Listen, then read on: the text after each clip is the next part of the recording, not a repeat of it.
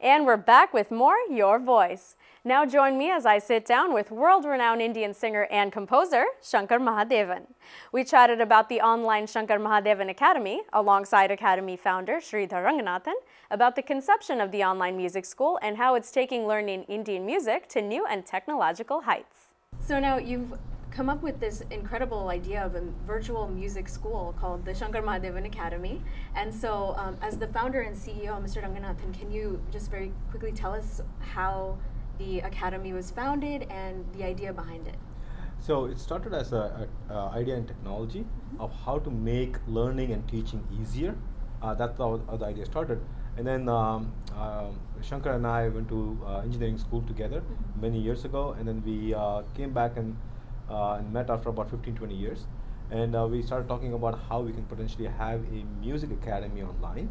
And that's how the whole idea got started. That's amazing. And Mr. Mahadevan, how about you? What was your initial reaction to this idea? Well, I always wanted to teach music because I felt whatever little knowledge I have gained, I think it's time to give back.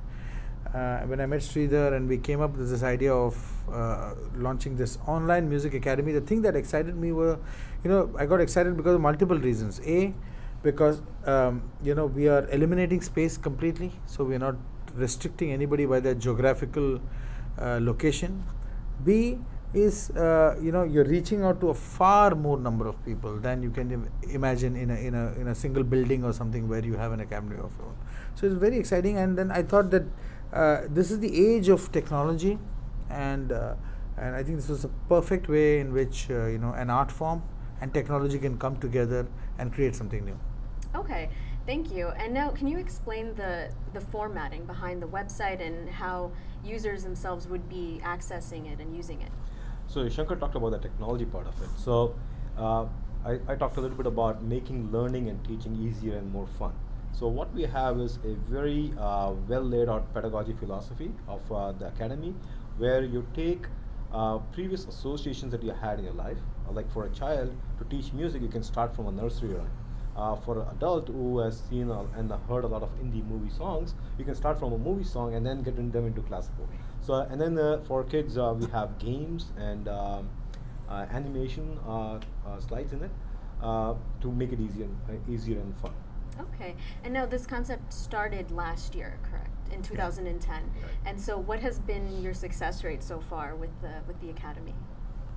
Yeah, it's been phenomenal because we conceptualized the idea somewhere in July last year, 2010, and by the time the website was ready and kind of functional, not even fully functional, we got the idea together first to have an idea, because nothing like this exists, So he had a platform, so we had to put in the idea as to what is the 1, 2, 3, 4, 5 steps to go ahead and implement this whole thing.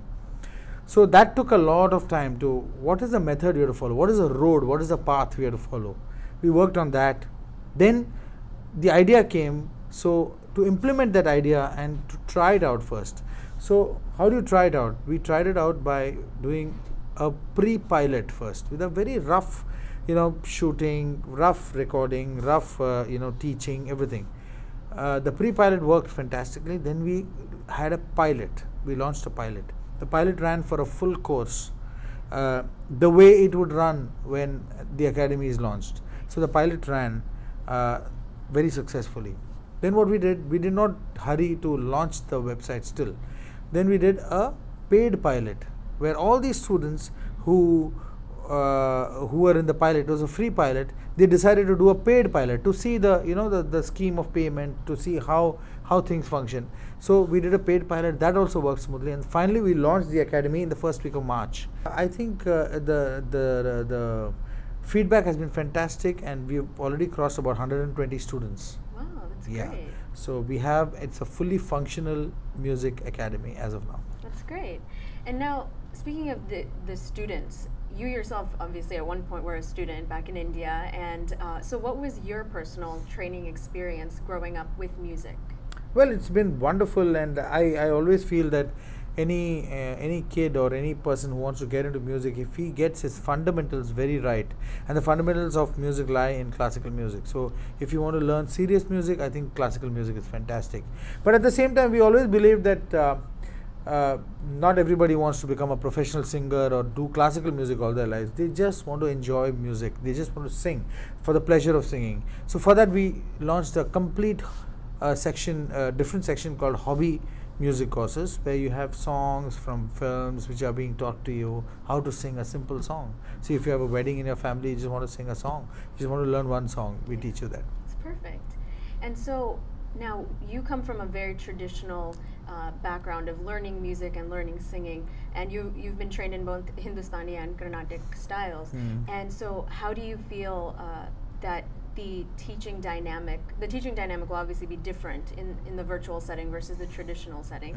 And so how do you feel that the level of learning and the way that students perceive music and the way they learn it will be as effective as the face-to-face experience? Yeah, things do get effective. See, you have to move with the times and you have to make use of technology. I mean, we were unfortunate that we did not have this technology about 15 years back, so we could not use it. We have the technology now. See, we could not even make a call when you're standing on the road. Now everybody's got a mobile phone. We're used to it now. So it's like that. So it only helps, and it helps in many, many ways. You don't have to travel geographically anywhere. You can sit in your house. There is this wonderful platform which offers you so many different things which would not be otherwise available to you in a regular traditional class. Now let's jump into Fashion for Compassion, held by Say We, or South Asian Young Women Entrepreneurs.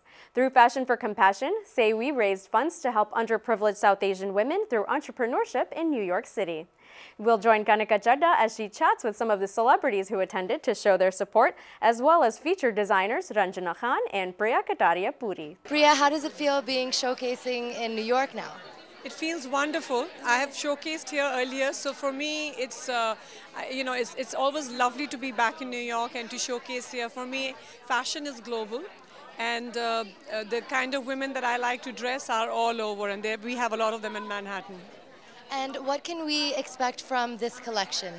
The collection that I'm showcasing today is Marrakesh collection. It's a resort wear, so it's extremely wearable, very sexy, very glamorous, but very easy to wear, no fuss dressing. I think that's the kind of clothing that the women of the 21st century need, because we are doing so many different things. You know, we're multitasking, we're mothers, we're working, we want to be glamorous in the evening. So all the clothes that you see are very easy. How do you feel being at New York Fashion Week? What's the frenzy like for you? It's exciting. I mean, it's nice being here, especially for Say We, you know, for South Asian women entrepreneurs. I think it's a nice one to be a part of. Right. And with Priya's collection, Ranjana's collection, what do you anticipate? What do you like best about their shows? Well, I haven't really seen any of the shows. Preeti's walked for Priya before, and I remember seeing the photographs. A gorgeous outfit, looks so good on her. So I'm happy that I'm here just to support not just the designers, but to be here for Preeti, who's going to be walking for her, and you know, just anything to encourage new talent from Asia. What are you anticipating? Who are you looking forward to seeing? Well, I love fashion, and I love how Indian fashion is just making its mark globally. There's so many, I mean, I'm wearing a Ruchi Malhotra from Delhi, but it's one of those dresses where it's like you can wear it in summer, in the winter, and it's the loosely fit dress, and you can dress it up, you can dress it down, and I think that's what's amazing about, I would say, Indian designers, is that the fusion and the whole collaboration that's happening between America and India is fantastic. Yes. And it's so, I mean, it feels so great to celebrate where we come from, and finally it's on the map, and it's so cool to be Desi that I'm so happy and celebrating, you know, all of, and we get to celebrate during fashion.